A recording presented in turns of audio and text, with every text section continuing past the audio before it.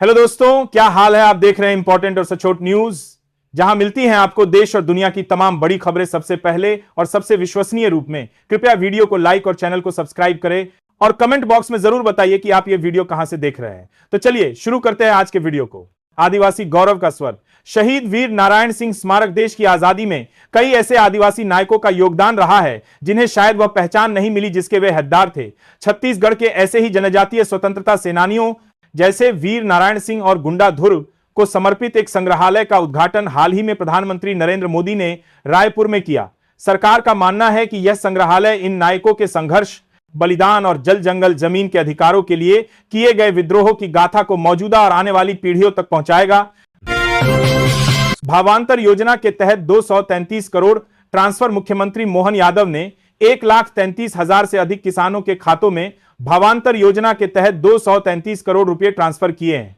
उन्होंने कहा कि प्रधानमंत्री नरेंद्र मोदी के नेतृत्व में अब मध्य प्रदेश देश का सोयाबीन राज्य बन गया है, जिससे सोयाबीन उत्पादकों को लाभ हो रहा है। उन्होंने बताया कि पिछली बार सोयाबीन की कीमत 4,800 रुपए तक बिकी थी, जो इस बार बढ़कर 5,328 रुपए पर बिकी है। मुख्यमंत्री साय की दरियादिली। दिव्यांग खिलाड़ी को तुरंत मिली मदद। छत्तीसगढ़ के मुख्यमंत्री विष्णुदेव साय की आज अनोखी दरियादिली देखने को मिली। जनदर्शन कार्यक्रम में एक जरूरतमंद दिव्यांग रग्बी खिलाड़ी अपनी मदद के लिए पहुंचे। मुख्यमंत्री ने खिलाड़ी की अर्जी को गंभीरता से लिया और तुरंत 90,000 रुपए की मदद राशि मंजूर कर दी। केदारनाथ हेलीकॉप्टर दुर्घटना की रिपोर्ट। उत्तराखंड के केदारनाथ में हेलीकॉप्टर की हार्ड लैंडिंग के मामले में विमान दुर्घटना जांच ब्यूरो AAIB ने अपनी रिपोर्ट सौंप दी है। रिपोर्ट में बताया गया है कि दुर्घटना का कारण यह था कि बिजली कट गई थी और इस वजह से पायलट तक मौसम की जानकारी नहीं पहुंच पाई। दुर्घटना के समय वहां बिजली आपूर्ति का दूसरा विकल्प भी मौजूद नहीं था। उत्तर प्रदेश में AII से कृषि और शासन में क्रांति। मुख्यमंत्री योगी आदित्यनाथ के नेतृत्व में उत्तर प्रदेश कृत्रिम बुद्धिमत्ता AI को अपनाकर शासन, कृषि, स्वास्थ्य और शिक्षा जैसे विभिन्न क्षेत्रों में महत्वपूर्ण प्रगति कर रहा है। यह राज्य भारत का पहला AI आधारित शासन प्रणाली केंद्र बन रहा है, जिसे विश्व बैंक और गूगल की साझेदारी का समर्थन मिला है। उन्नाव में भारत का पहला AI संवर्धित विश्वविद्यालय स्थापित हो रहा है। महाकुंभ 2025 में AI ने भीड़ प्रबंधन और सुरक्षा में महत्वपूर्ण भूमिका निभाई। AI छोटे किसानों को फसल निगरानी और उत्पादन बढ़ाने में भी मदद कर रहा है, जिससे उत्तर प्रदेश नवाचार और नागरिक केंद्रित शासन के वैश्विक मानक स्थापित कर रहा है। दिल्ली धमाके के बाद एयर इंडिया की उड़ान में बम की अफवाह।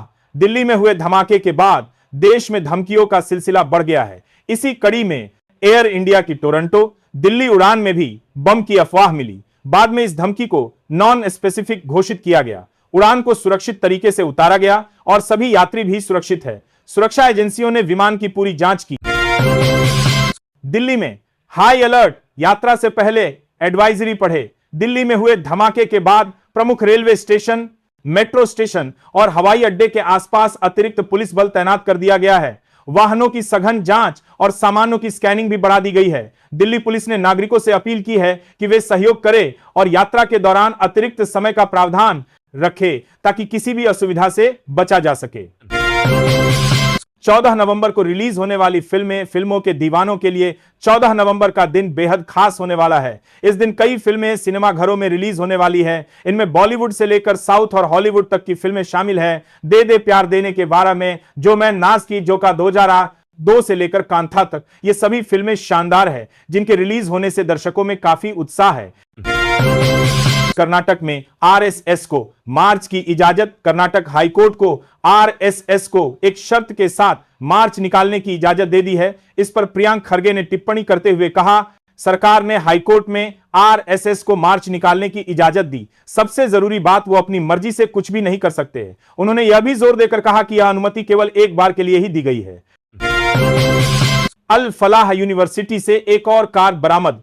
फरीदाबाद में अल फलाह यूनिवर्सिटी के पास से एक और कार, जिसका नाम ब्रेजा है, बरामद की गई है। यह कार डॉक्टर शाहीन के नाम पर थी, लेकिन इसका इस्तेमाल कोई और कर रहा था, जो कि यूनिवर्सिटी का ही एक अन्य डॉक्टर है। डॉक्टर शाहीन से जम्मू पुलिस की पूछताछ के बाद इस कार और इस डॉक्टर का पता चला, जिसके बाद उस डॉक्टर को भी हिरासत में ले लिया गया है।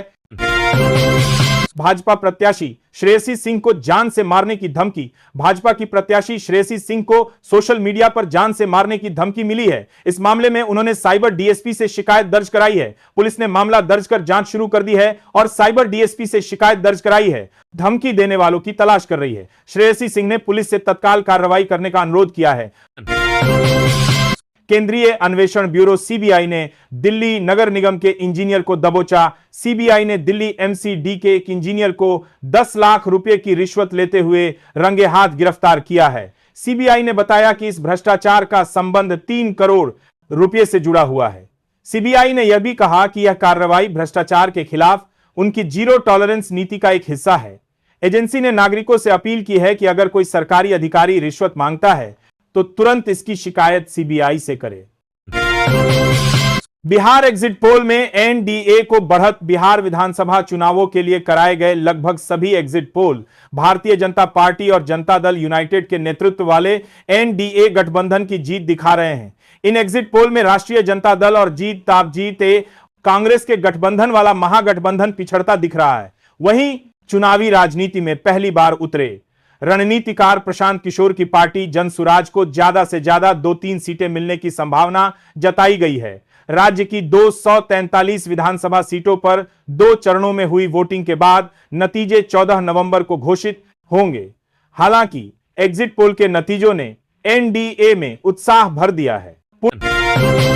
पुणे में भीषण हादसा, 8 लोगों की जलकर मौत। महाराष्ट्र के पुणे में नवले पुल पर गुरुवार यानी 13 नवंबर को एक बड़ा हादसा हो गया। यहां 2 कंटेनर ट्रक आपस में टकरा गए जिससे एक ट्रक में आग लग गई। इन दोनों ट्रकों के बीच एक कार भी फंस गई जो पूरी तरह से जल गई। अग्निशमन विभाग के अनुसार अब तक 8 शव निकाले जा चुके हैं। जलते हुए वाहनों में कुछ और लोगों के फंसे होने की संभावना है जिससे मृतकों की संख्या बढ़ सकती है। 14 नवंबर को रिलीज होने वाली फिल्मों के दीवानों के लिए 14 नवंबर का दिन बेहद खास होने वाला है।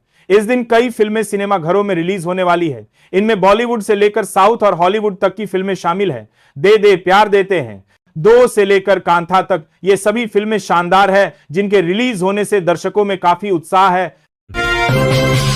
केंद्रीय अन्वेषण ब्यूरो सीबीआई ने दिल्ली नगर निगम के इंजीनियर को दबोचा। सीबीआई ने दिल्ली एमसीडी के एक इंजीनियर को 10 लाख रुपए की रिश्वत लेते हुए रंगे हाथ गिरफ्तार किया है। सीबीआई ने बताया कि इस भ्रष्टाचार का संबंध 3 करोड़ रुपए से जुड़ा हुआ है।